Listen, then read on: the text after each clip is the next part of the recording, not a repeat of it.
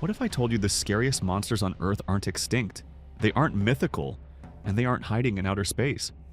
They're alive, right now, thousands of meters beneath the ocean's surface, in a place where sunlight has never reached, where the pressure is so intense it could crush a human in seconds, where food is so scarce that one meal can mean the difference between life and death. This is a world where evolution doesn't reward beauty, it rewards survival. And survival has created creatures with transparent teeth, glowing lures, expandable stomachs, spring-loaded jaws, and bodies that seem impossible.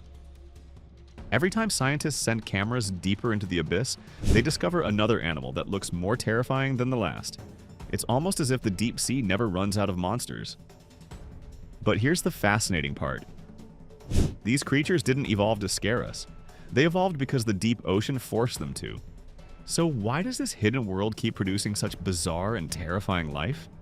The answer begins with one of the harshest environments on our planet. The deep sea is the largest habitat on Earth. It covers more than half of our planet's surface and reaches depths of over 11 kilometers. Yet it's also one of the least explored places humans have ever visited. We've mapped the moon in greater detail than many parts of the ocean floor. Down there, life exists under conditions that seem impossible. Temperatures hover just above freezing. Sunlight disappears after only a few hundred meters. The pressure can exceed 1,000 times what we experience at sea level. Food is incredibly scarce. Months may pass without a decent meal. Every day is a struggle to survive. In such an unforgiving environment, ordinary animals simply don't stand a chance. Over hundreds of millions of years, evolution kept experimenting, changing bodies, senses, and behaviors until only the most unusual survivors remained. The result is a world filled with animals so strange that they inspired legends of sea monsters long before humans ever saw them. Let's descend into the abyss and discover why the deep sea never stops creating monsters. Chapter 1. Darkness changes everything. The first thing that disappears in the deep ocean isn't oxygen, it's light. Below roughly 1,000 meters, the ocean enters a realm known as the midnight zone. Here, sunlight never arrives. To humans, complete darkness feels unsettling. To deep-sea animals, it's simply home. Without light, eyesight becomes far less useful. Some species lose their eyes altogether. Others develop enormous eyes capable of detecting the faintest flash of bioluminescence. Still others create their own light. This is why glowing animals are so common in the deep sea. Anglerfish carry luminous lures above their heads. Dragonfish illuminate prey beneath them. Comb jellies shimmer with rainbow colors as they drift through the darkness. Light has become both a weapon and a language. In a world without sunlight, producing your own light can mean the difference between eating or being eaten. Chapter 2. Hunger drives evolution. Imagine living somewhere where food might appear only once every few months. That's normal in the deep sea. Unlike surface waters filled with plankton and fish, the abyss depends mostly on leftovers drifting down from above. Scientists call this constant shower of dead organisms marine snow. Tiny particles feed small animals. Small animals feed larger predators. But meals remain unpredictable. As a result, many deep-sea creatures evolved enormous mouths and expandable stomachs. The gulper eel can swallow prey much larger than itself. The black swallower can consume fish several times its own size.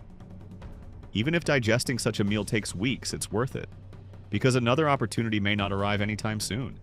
In the deep sea, wasting food isn't an option. Everything edible gets eaten. Chapter 3. Pressure that would crush steel. Pressure increases dramatically with depth. At around 4,000 meters, every square centimeter experiences hundreds of kilograms of force. At the deepest trenches, the pressure is so immense, it would instantly destroy most submarines not specifically designed for the job. So how does life survive? The answer lies inside their cells. Deep-sea animals don't rely on thick armor to resist pressure. Instead, their bodies are soft and flexible.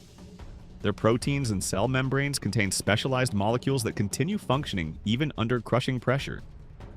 Many have weak skeletons or almost no bones at all. To us, they appear fragile, but in their environment, softness is actually strength. It's another reminder that survival often means adapting in ways we'd never expect. Chapter 4. The Rise of Living Traps. In the deep sea, chasing prey wastes energy.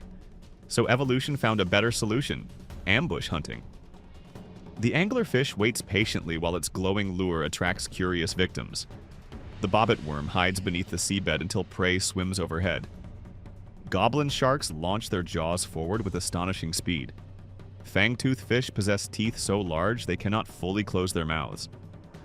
Each adaptation follows the same rule: spend as little energy as possible. Strike only when success is almost guaranteed. In an environment where calories are precious, efficiency becomes deadlier than speed. Chapter 5: Monsters That Glow. More than 3/4 of deep-sea animals can produce their own light. This ability, called bioluminescence, evolved independently dozens of times. Why? Because it solves multiple survival problems. Some animals use light to hunt. Others use it to communicate. Some flash brightly to confuse predators. Certain squid release glowing clouds instead of ink. Others disguise themselves by matching the faint light filtering from above, making them nearly invisible when viewed from below. Even bacteria contribute. Entire colonies of glowing microbes live inside specialized organs of fish and squid. The deep sea isn't dark. It's filled with living stars. Chapter 6: Giants and Miniatures. One of the strangest patterns in the deep ocean is that many animals become either enormous or incredibly tiny. Giant isopods grow to the size of household cats. Japanese spider crabs stretch their legs over 3 meters across. Colossal squids possess eyes larger than footballs. Scientists believe colder temperatures and slower metabolisms allow some species to grow unusually large. Meanwhile, others remain miniature to conserve energy. The deep sea doesn't favor one body size. It favors whatever works. Evolution has no preferred blueprint, only successful survivors. Chapter 7: Evolution Never Stops. Unlike many surface ecosystems, the deep ocean changes very slowly. Species may remain isolated for millions of years. Mountain ranges, trenches, underwater volcanoes, and vast distances separate populations. Over time, isolated groups evolve into entirely new species. Hydrothermal vents provide another example. These underwater hot springs release chemical-rich fluids instead of sunlight. Entire ecosystems depend on bacteria that convert chemicals into energy through chemosynthesis. Tube worms, giant clams, shrimp, and crabs all evolved around this completely different food source. It's life built without sunlight. Something once thought impossible.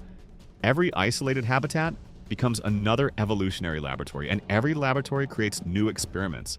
Chapter 8: The Monsters We Haven't Found Yet. Despite incredible advances in technology, scientists still know surprisingly little about the deep ocean. Thousands of new marine species are described every year. Many are discovered by remotely operated vehicles exploring places humans have never visited before. Some expeditions reveal glowing sea slugs. Others uncover transparent fish or jelly-like predators, unlike anything previously recorded. Researchers estimate that millions of marine species remain undiscovered. Some may be hiding inside trenches deeper than Mount Everest is tall. Others may live beneath Antarctic ice shelves or around underwater volcanoes. The truth is astonishing. The monsters of tomorrow may already exist. We've simply never seen them. And that's what makes the deep sea so exciting. Every expedition has the potential to rewrite biology textbooks. The deep sea never stops creating monsters because it never stops testing life. Every challenge, darkness, pressure, cold, isolation, hunger, forces evolution to invent something new. What looks terrifying to us is often nothing more than nature solving a problem. A glowing lure attracts prey. Enormous teeth prevent meals from escaping. Expandable stomachs prepare for the next rare feast. Soft bodies survive impossible pressure. These creatures aren't monsters by choice. They're masterpieces of survival. And perhaps the greatest mystery isn't the strange animals we've already discovered. It's the ones we haven't. Because somewhere beneath kilometers of black water, in places no human has ever explored, evolution is still at work, still experimenting, still creating creatures beyond our imagination.